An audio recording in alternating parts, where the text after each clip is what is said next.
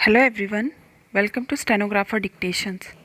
रामधारी सिंह गुप्ता खंड 1। 80 शब्द प्रति मिनट की गति से डिक्टेशन स्टार्ट होगी 5 सेकंड बाद।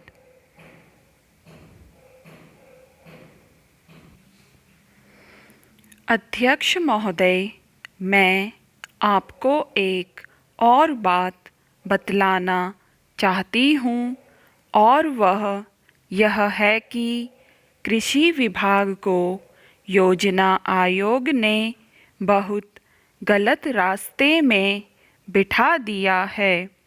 उन लोगों के पास लड़ने के लिए दम नहीं है और देश में खाद्यान्न का उत्पादन बढ़ाने के लिए जो योजनाएं चाहिए और उनके लिए जो धनराशि चाहिए वे उनको पूरी तरह संस्वीकृत नहीं करा पाते हैं। कृषि विभाग तो जमीन की तरह आधार होता है और उसी पर देश के लिए पर्याप्त अन्न पैदा करने का महान भार है। इसलिए यह बहुत आवश्यक है कि अधिक अन्न उपजाने के मार्ग में जो भी आवश्यक कदम यह विभाग उठाना चाहे उसमें किसी तरह की रुकावट न हो।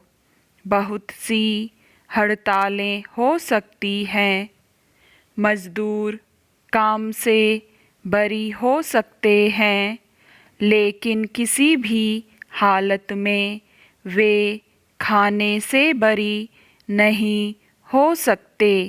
अब हम देखते हैं कि मिलों और कारखानों में हड़तालें हो जाती हैं, छुट्टी हो जाती है तो आम काम के दिनों की अपेक्षा लोग उन दिनों में ज़्यादा खाना खाते हैं, ज़्यादा दावतें करते हैं। आज यह हमारे लिए यह सर्वाधिक महत्व का विषय है कि हमारा अन्न का उत्पादन उस गति से बढ़े ताकि हम अपनी खपत से अधिक उत्पादन कर उसका निर्यात कर सकें। सरकार तथा इस मंत्रालय के लिए यह समस्या एक बड़ा सिरदर्द पैदा कर रही है।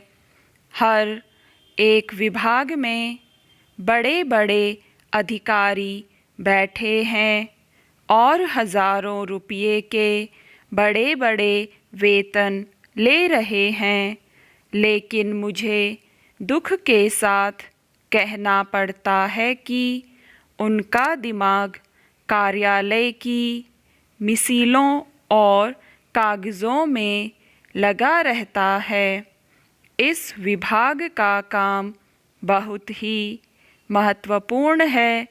प्राकृतिक कोप के कारण जो समय समय पर हमारी फसलों को नुकसान होता है, इससे भी अपनी फसलों की रक्षा करने के लिए आवश्यक कदम उठाना इसके जिम्मे है।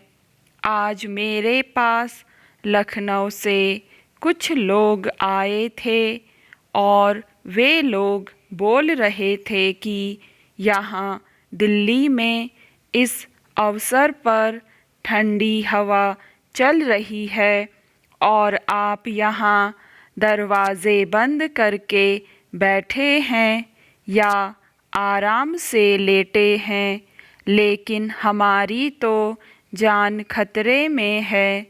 वहाँ ओले गिर रहे हैं और हमारी गेहूं की फसल खतरे में है।